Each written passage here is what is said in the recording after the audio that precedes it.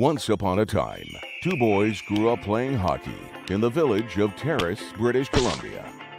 One of them went on to play in the National Hockey League. The other became a comedian. Now, one flies planes and coaches youth hockey. The other is still a comedian and owns news skates. This is their podcast, Enjoying Orange Slices with Jeff and Ian. Well, hello, Jeff. That took me 5 minutes to figure out how the record button works. Welcome to Enjoying Orange Slices, the home of the Coy Cup champions, the Terrace River Kings Steelheads. You were doing so well.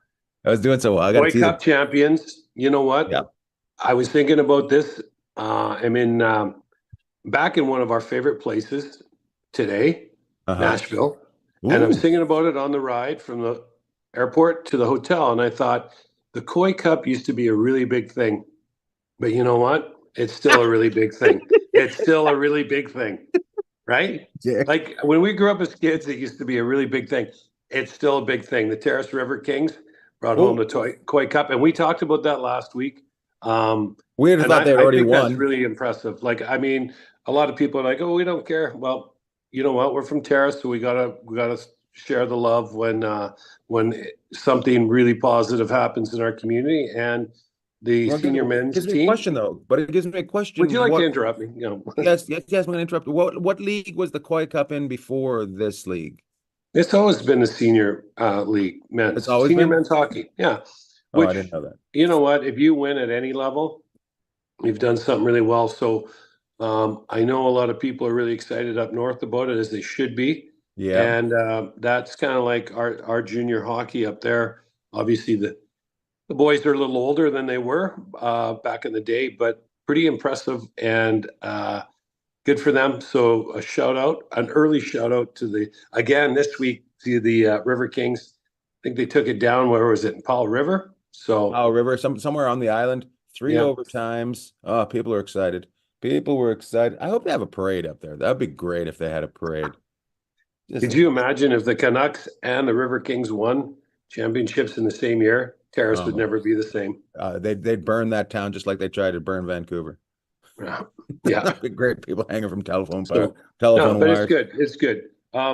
So there's one cool thing about it is these guys don't get to practice a whole bunch. They all got to work, and then they all take their time off to go do this. So obviously there was some commitment and sacrifice, right? Yeah, it's old school. It's old school. They work day jobs and they play games on the weekends. So they have definitely sacrificed a lot. And that's got to be front page on the Terrace Standard. Come on.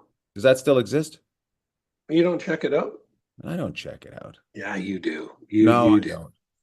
They annoyed me. You're just so angry because you went to the doctor because you thought you had a tooth problem and it's an earache. I went to the dentist. You went to the wrong doctor.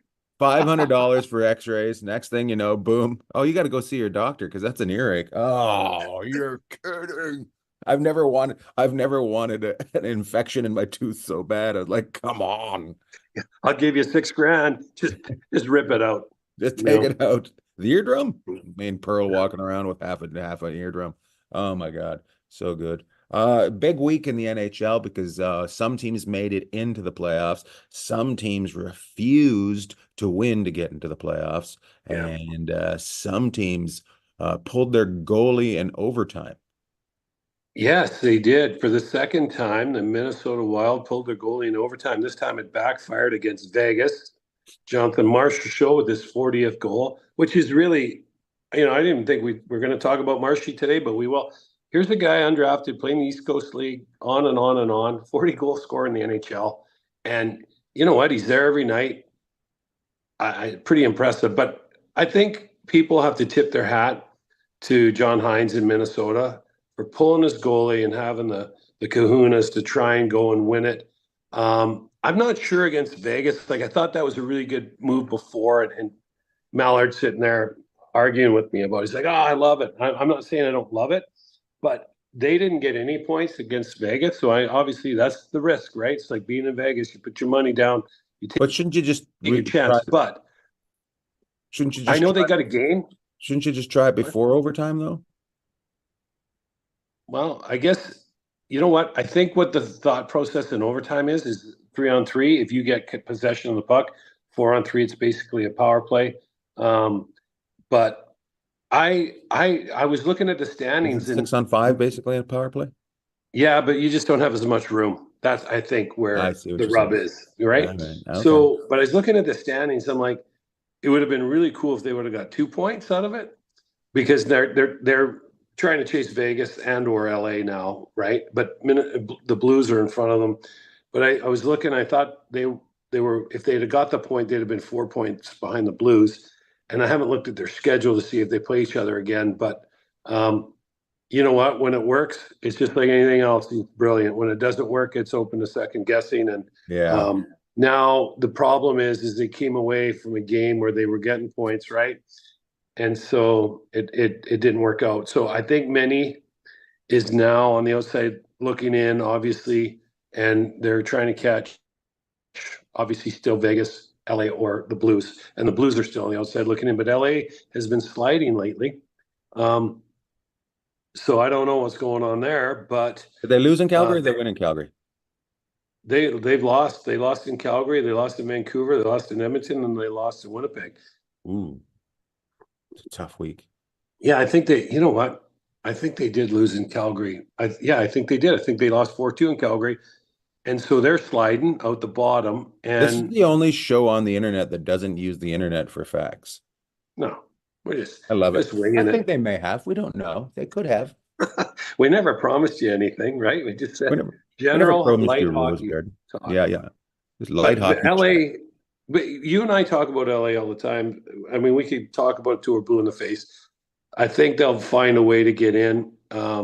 Vegas has got a really hard schedule. They play Vancouver twice. We play Edmonton once, and they play Colorado for sure. So there's Oof. 4 top teams. So you know, there's Yeah. no guarantees. Obviously, Vegas is playing better. St. Louis is just gets over the hump, and then they find a way to kind of fall back a bit. But out east, it's a lot tighter, The right? good news for St. Louis is that they don't have to play San Jose again. If they had to play San Jose again, they'd lose points for sure. Oh man, Yeah, that's sad. That's sad. That's sad. yeah. Speaking of San Jose, when I was in Dallas this weekend, oh, there goes Louis. He's going to attack everybody. I invited DeBoer and Spotter out to the show, and they said, "Yeah, we'd love to come." A couple of weeks ago, I said, "Well, I'll be there on these dates. We'd love to come." Well, neither of us checked the schedule, and boom, they're out in San Jose and Seattle playing. And I'm like, "Your tickets are at Will Call," and they're like, "We're out west, Baggy." I'm like, "Oh, son of a." So, anyways, I could have had a complete sellout, but I gave 2 tickets away to 2 people that didn't show up. And I think you said San Jose to start. You were in Dallas. You were I was in being a Dallas. big wheel in the big. Everything's bigger in Texas, and that's why you thrive there. And so Oh man, Spotter, and then you did that not long ago. Was that Vegas? Yeah, when you're out in Vegas, you left some tickets. But for maybe you should just for leave White tickets Cloud, for left some Elvis tickets for every White night, Cloud. and Yeah, then yeah. just I'm leave them for Elvis. what's that race car movie with where the guy leaves the tickets for his dad all the time? His dad never Oh, shows. Ricky Bobby, isn't it? Yeah, it's Ricky Bobby. You're the Ricky Bobby of comedy. The Ricky I Bobby. guess I'm the Kel Naughton Jr. Shag and Just bake. let me win one time. One time. I'm an idiot. Anyways, Oh my Dallas was God. good though. This is the perfect time to go to Dallas. The weather's perfect. You go a couple more weeks, you're gonna burn in hell because it just turns into hell for 5 months there. It just gets so hot in that town. Yeah. No, Dallas is a great city, and What I about love that it. I airport? love. Yeah. DFW. What a weird Oh airport my that is. God. Here's a little fact, not about hockey, and I think they've added gates since then. The last time I heard, American Airlines had 137 gates at DFW, and I heard, I might be wrong, but I thought I heard they're adding 15 more because they're kind of constrained. They don't have any room, so now they're going to be up to $1.52, but 137 gates. I thought I heard they were expanding 15 more. I might be wrong. That place is massive, and But it's all American Airlines. It's it's crazy. It's the width, like if you've never been there before, checking in and baggage claim are on the same, are in the same area. It's about 40 feet wide, and then you're into the plane. It's so bizarre that terminal. I don't understand it. And the only place I only ever have problems going through security there. I've been strip searched in that place. They checked my bags for explosives one time. They had like an expert check my bag for explosives one time. I'm like, huh, this is interesting. They had to call in some guy that'd been to Iraq and came in like a hurt locker, came in and checked my bag, and yeah, it was really, really interesting. They're like, this guy's comedy. Yeah, It's dangerous. it blows. So, hey, how about the other thing in Dallas? And like they just don't build an overpass like, maybe 20, 30 feet in the air. They build their overpasses about 200 feet in the air. Like Yeah. you drive off an overpass there, well, in most cases, you're not going to over there. You're going to be falling. You can have a lunch before you hit the ground. Like it's insane how they do the Everything's a roads there. jump, right? Everything's Oh just my God. yeah, Yeah. it's crazy. Fun, funny town. Houston and Dallas, funny towns. San Antonio I accepted San Antonio in August. Oh, good for you. That I was have made a mistake. probably not going to be there with you. Probably not going to show up. I'm just going to go inside and sit in the air conditioning and sleep in the club so I don't have to walk back to the hotel. Yeah. You don't take a shower because as soon as you go outside, Uh, you're just drenched. it's So crazy. right on. Good time. But that team's doing very well. The Dallas Stars are picking up the pace. What do you think? Well, what do I think of what? Do they have a chance of winning it all? Oh, absolutely. I think they do. I think the deal for TANF has kind of been in there seamlessly. I'm just they're scoring, maybe just a little concerned, but they play so well defensively. They're right there, and you kind of got to race each other in the Central because Winnipeg's now in third. So you don't if you're Dallas, Colorado, or Winnipeg, you don't want to play each other in the first round. Like, Yeah. and then Nashville's like, hey, but everybody, we're here too. So you're hoping, I guess, I mean, if Vegas falls to eighth, you don't want them. LA, maybe you might think you match up better with them or St. Louis. But if you're in the Central, you certainly do not want to play the three teams you've been fighting for first all year with. I Right. don't think And I one don't of think you them, want one of them is going to, or two of them are going to play each other, which is crazy. I don't think you want to play anybody like in that the whole Pacific, like the whole that whole section over there.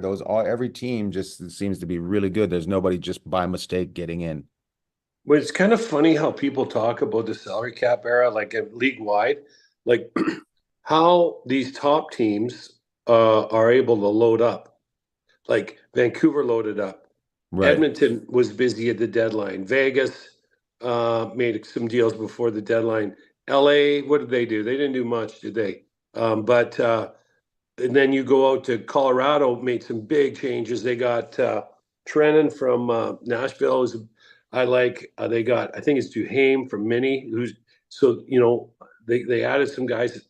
They brought Parise in, and then you go to Winnipeg, Toffoli and Monahan. You go to Dallas, Tanev, and geez, I want to say they brought in one other guy, but all these teams are really good to start with. Like you'd be like, hey, if those guys were in the playoffs, you wouldn't want to play them. And then all of a sudden they add these guys.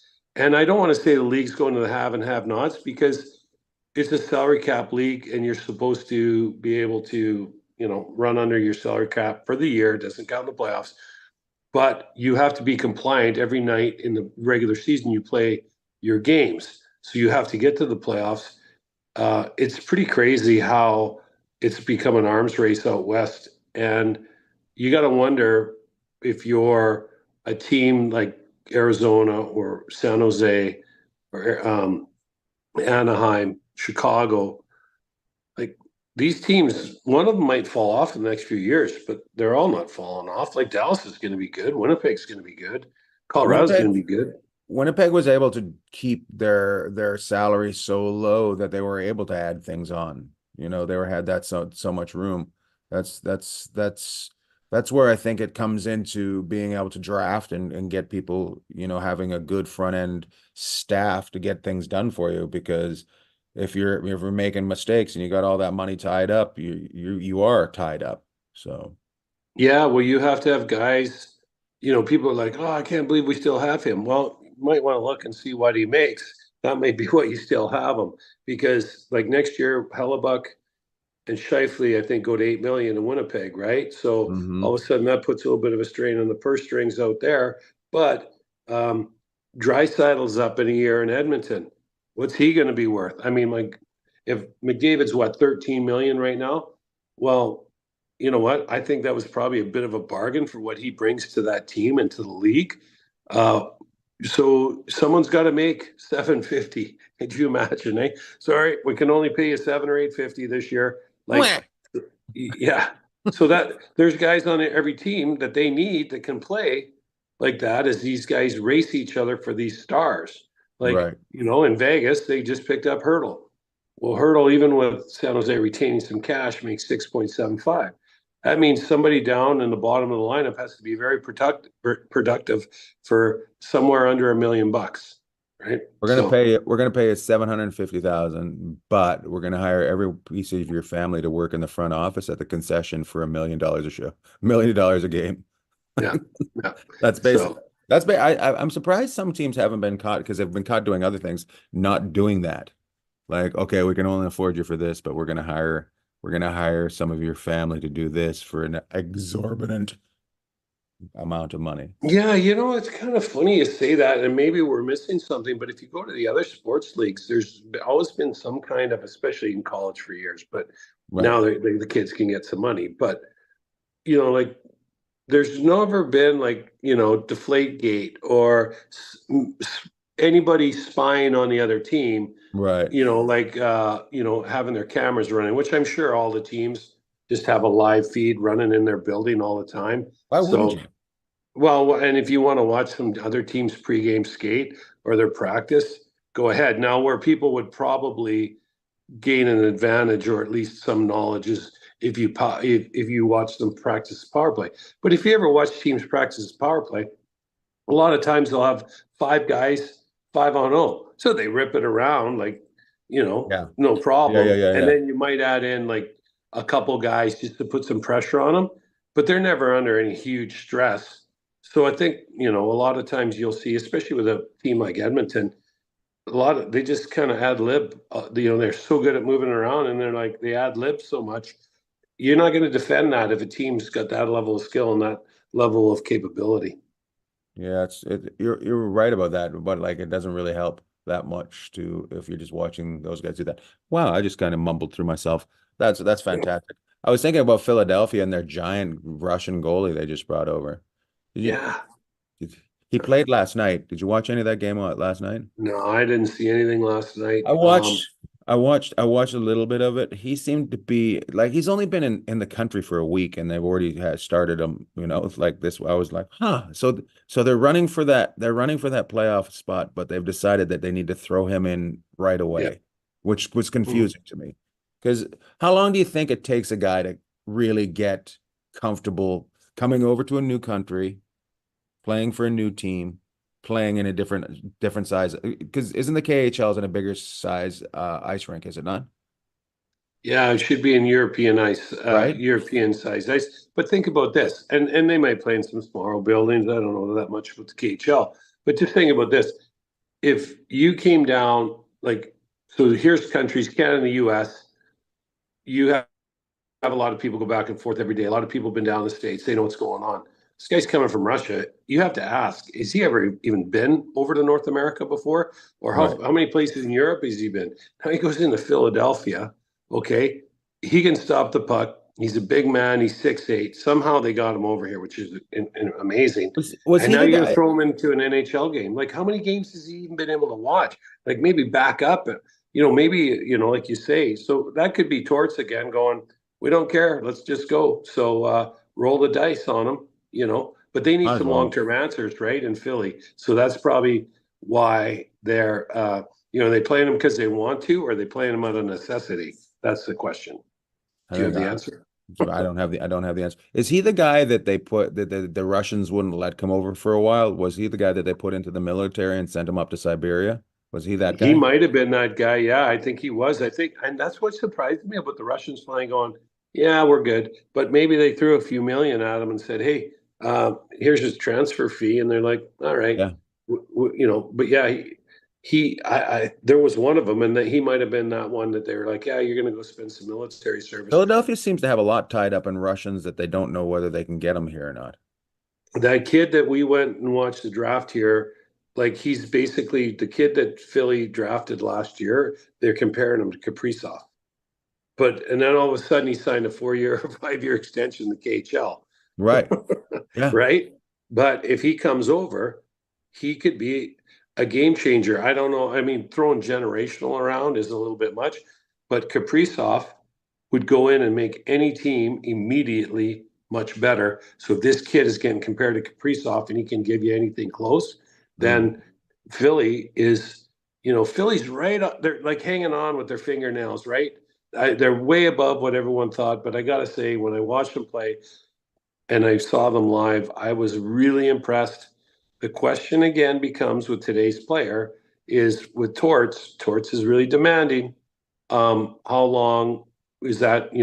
How long can that kind of last? But the other When thing does is, it what just about become white Couturier? noise in the background, right? Well, it is, and you know what? Some people just tune it out, but some people they want to throw that air conditioner out the window. So some people are like, "Oh yeah, I hear it," but then they don't hear it anymore. Couturier's situation, well, that's something that's going to linger, I think, a little bit. But Torch doesn't care, and he's been around a long time, so he Well, answers to himself. I You also know, think if you think this is maybe your last time, maybe literally your last time coaching, because the word is that he wants to go into management. He doesn't care. Like no, I'm I curious don't to see know, but does I'm he curious to strike see if you? he's chasing that Columbus job. Well, they need something in Columbus, but Torts, and I don't know the man just from watching him. He I doesn't do. strike me as the kind of guy that would be like. I'm not saying he's not very goal oriented because obviously he is, and he's very driven. But I don't know if he really worries about that. I think he worries about today, and he can be abrasive, but he can also be. He's been really successful, and he can be really entertaining. Abrasive and entertaining are usually maybe not tied together in hockey, but people love it when you're abrasive and they love it when you're entertaining. So he kind of checks those boxes. So we'll see what Torts does. I'm about to put those two words on my posters. Yeah. But Hey, so let's talk about my parking. yeah, let's talk about my parking. We'll talk about that later. So I was out at a couple friends, Sweet Cam and Kim's place the other day, Uh-huh. and you hosted them. So I stayed with them. They've got a shooting gallery in their garage. For So like for guns? yeah, I guess I should have rephrased that since we're a hockey podcast, but really not. A shooting gallery for hockey. Okay. Yeah, Because we are in the States. I was I gonna get say it. that That's my bad. those two don't need guns. Those two are Michelle and you and Carrie Ann and I have this relationship that's kind of feisty, but those two are on fire at all times. You said you Yeah, yeah. Well, somebody's it's gonna get funny punched in the because dick. Uh, yeah, yeah, yeah.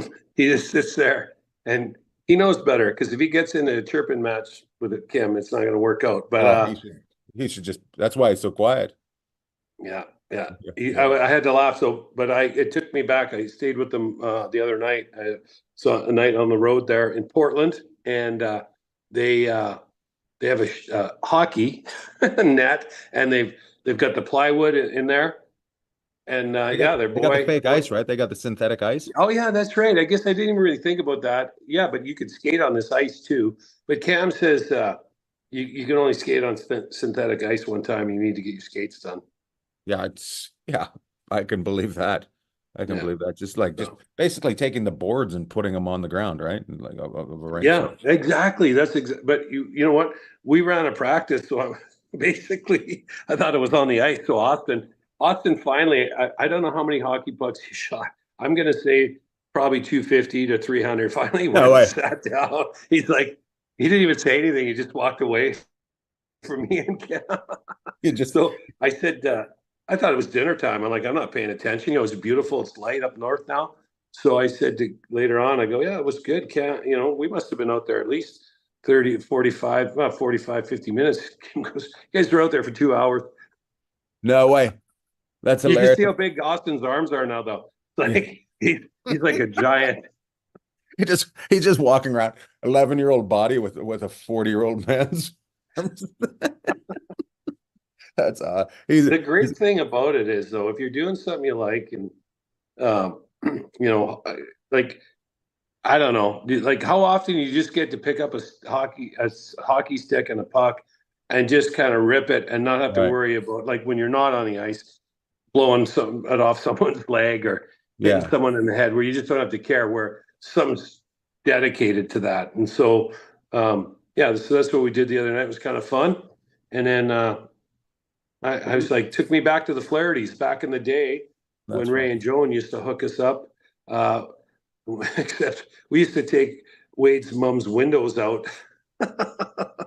Sorry, Mrs. Flaherty. Sorry. It wasn't in the basement. It's just right in front of the front room window, just right in front, just shooting right there. And she's like, "You guys got to move over." So we moved over about a foot. Yeah. Oh yeah.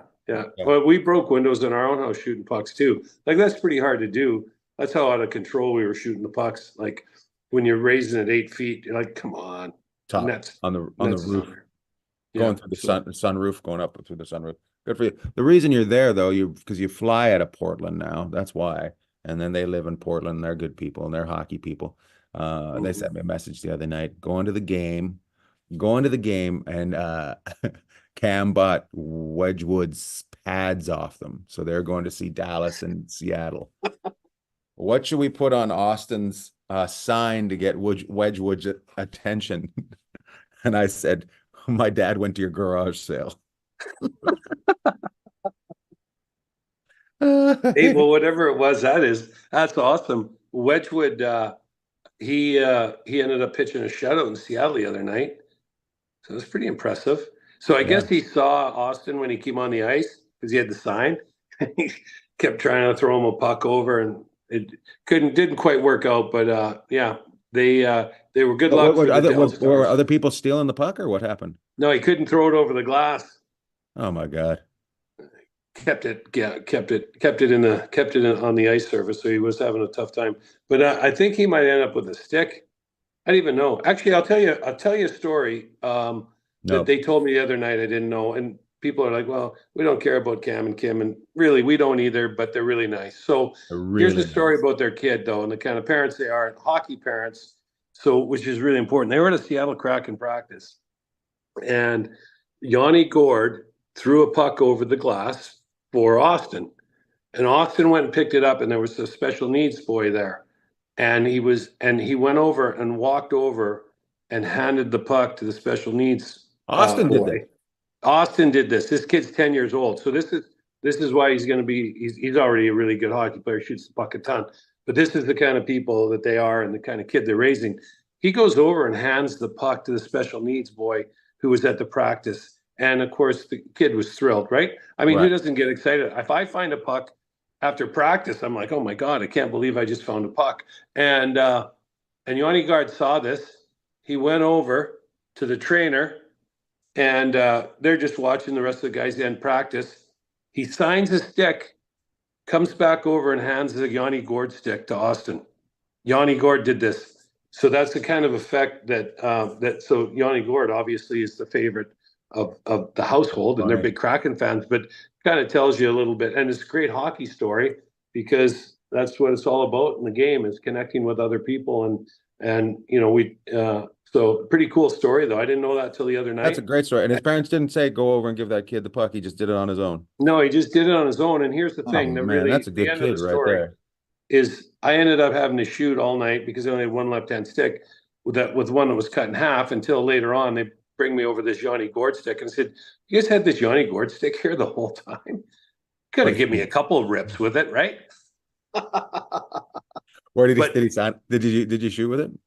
no, of course I didn't shoot with it. But I'm like, come on, I'll go take a couple of rips with it. It'll be fine. It'll be fine. But you know, one thing about Gourde stick is I was like, man, that is pretty sweet. But longer stick for not a bigger player, which is was a little surprising. But yeah. So, anyways, so if you're a Kraken fan or you're not, be a fan of Yanni Gourde because he saw this young boy do this great thing, handed a puck off to another child, and then he came over and was like, "Hey, That's got a great. stick for you." You guys, Yep. when you played, were you guys give it's new, that whole giving things over, throwing things over the pucks over top of the glass and giving them to people, is it? Well, they used to, like, guys would throw pucks over the glass and do stuff like that. But you know, these players now have so much more power than we ever did. And I mean, who's going to say anything to Yanni Gourde if he gives away a $400 stick, right? Like Right. what that guy means to that organization. Where if we gave away a stick, or you know, I mean, it was like, what are you doing? And I We were in remember what's we were in that? the dressing room the other day. Remember the packs of sticks we seen in those, just like there was tens of thousands of dollars for one guy of sticks. Yeah, I don't know. I mean, you're talking minimum 3 dozen sticks for each player Yeah. in the NHL, Yeah. right? If not, they're not carrying them all with them, but they're carrying a lot of them with them because guys might use one, might not like it in warm up, might change after the first period, second period. Gloves are another thing, but yeah. So I mean, it's not something I think they do every day, but they don't think twice about it. But it also tells you how much more the hockey's worth now. Like, I mean, the business of hockey, like, and I think it's important to kind of, you know what, that might cost the organization a few bucks, but if Austin and his family come back and they're Kraken They make the money fans, back. They make the yeah, money back in yeah. tenfold. Hey, so just changing gears there for a second, Yeah. talking about growing the game and the money. How about Yeah. you were talking earlier about trying to find a game on TV? I wanted to watch the Canucks. Well, first I was driving home from the airport from fantastic parking, and I was talking to my mom and dad said, "Oh, the game's coming on," and he's like, "Oh, this is good." And then the other day I was talking to my sister. She was thinking about getting a bigger TV for them, and my mom vetoed getting a bigger TV for them. And my dad was watching the game, and then my sister walked in and looked in, and she said, you're watching highlights from the games before," because he thought it was so they need a bigger TV. We got to get him a bigger TV so he can see what's going on. But when I got home, I wanted to watch the Canucks game, which was on Sunday at 1. Was it at 1? I think it started. Mhm. Yeah, And 12:30 and or 1. Yeah. so it's Ducks Vancouver. So where would be the first place you'd look for it? Well, if I was up there or down here. Well, down here, like at my Well, house. I mean, obviously, if I was up local, I'd look for it on Sportsnet in Canada, and I'd look for it on what's it, Bally's now, but That's it what I was saw. So I Fox. look The local channel that the Ducks and the Kings are always on in LA. Valley Sports. Bally Sports, their local channels, right? Yeah. Right, yeah. So I look for it there, cannot find it. I'm getting everything I cannot find it. So I'm like, okay, I'll go to an app. I'll go to ESPN app, and I've got almost every game on ESPN. No, can't find it there. So then I would go to I look it up on the internet. It says go to the Hockey Network. So I go to the Hockey Network. They've got it. They're going to air it on Monday. They're not even going to air it on Sunday. They're going to air it on Monday. That's what I got going on there. And then after the game's over, I'm watching highlights from TNT. It was on TNT on Sunday. I always thought they were a Wednesday night, Wednesday or Thursday Yeah. broadcast. So and now it was on Sunday because of the basketball. They had all the college basketball going on, so they pushed it to Sunday. I'm just like, like I Hey, couldn't find the game, and I checked 5 places. It was insane. I just love it. I love it how different things push your product. Like the TNT's like, we just love to carry your product. And they dress it all up and they're like, oh, by the way, you're going to play in 12:30 Sunday in Vancouver. because we got college basketball and all this other stuff. I don't think Vancouver's ever dropped the puck at 12:30 on No. any day they've ever been in existence that I can think of. And you know what, you see it all the time. But you're right. Like it's like when football moved to Thursday night, and then no one could find it on Amazon, right? They kind of knew it was over there. But you have to make a concerted effort to get the word out, and maybe you could look at someone like me and say, well, you don't have a clue because you're not on social media, you don't do that. But you are. That's all Yeah. you're on. And so like, and you didn't know. So yeah, it's kind of interesting. But I think there's just point, you know what? You get on your computer, you point and click. If you're marketing the NHL, you want people just to point and click. You want them, you Point and don't click, want them yeah. searching because they'll find something else. Yeah, well, I didn't find it. I didn't find it is what happened. I ended up walking away and taking the dogs for a walk. I was, well, I guess the dogs are going to poop a couple extra times is what's going to happen instead of me watching hockey. So, love it. But yeah, I don't know. Anything else going on? Anything else we need to talk about? How long we been talking? I don't think so. I think we kind of, I mean, we got some hockey in there today. Well, we had a feel good story. What You a know, feel we good keeping it story. light, and generally we were kind of, we weren't even inaccurate earlier. We just threw something out there to see if someone else could come up with the facts. So it was Are you good. going to go to the game tonight or not?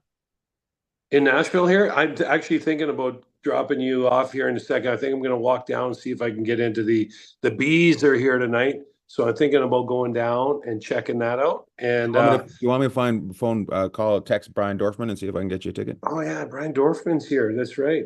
Well, we can talk about it after. Okay. No one wants to hear you brag about how you can get me tickets to a league I I used know to play in. everybody does, but you don't want to hear me brag about how I can get you tickets. You just love it. Yeah, that's okay. Oh, how the I got tides thick have skin. changed. That's okay. Love it. But you know what? I have been on TV more than you recently, Oh so my I do God. have that on you, and that hurts you. That hurts Yeah. you as much as me, and I hear your name when I'm on the ice. Yeah, that's how you're on TV and, you're hearing about Lord Bagg while you're on the ice. Like, don't ever say those two words ever again. Don't even say LB. I don't want to hear it. No. Love it. You got any shout outs? No, I had one Nope. earlier, but I'll give you the start so I can remember what shout out I was gonna do. Last time I got the start. I made it not serious at all, and boom, you flipped it around and made everybody cry. So I don't know. It might be time for me to just do a nice one and say thank you to the people of Bakersfield last night for having me. Check this out. This is a great story. So I used to be managed by this group, and their brother owns a restaurant bar, and they do it once a month Monday, and they get people like he's had Gabriel up there, Joe Coy. I have done it like a 200 seat room sells out, like it might be a 150 seat room sells out. And last night it's the brother's birthday, and they have a DJ and they use a sound system and stuff. And the guy's a little bit of wacko, and he's all excited because it's the one brother's birthday. Wants to make it excited. You know, when you see wrestling and those sparklers that shoot in the Yeah, air, yeah. he decides he's gonna have those for when I go on stage. Is this in the club? Yeah. So these just shooting up. John's bringing me on. He's blinded from it. This lady's ducking, thinking her hair is gonna catch on fire. It was so great in this small room, and he's like, "I just wanted to do it for his brother's birthday. It's Ryan's birthday." So big shout out for Ryan for his birthday, the Melange brothers for having me up there, and me finally having fire coming on. I turned into ACDC, thunderstruck, swall, swall. Yeah, on the streets of Bakersfield. Awesome. Uh, You know what? I'm gonna stay with the theme that we opened the show with. I don't know if I've done two shout outs to the Continue. same thing ever. I'm shouting out the Terrace River Kings and everybody associated with that. Good job, guys. That it's unbelievable. Like I said, if you can win at any level, you're doing something right. So I think obviously the town's pretty excited about that stuff because that's a big deal. And so shout out to the Terrace River Kings and everybody involved. Real community kind of push to get that team and keep it going. So good for you guys. Shout out. Love to all. Loved all.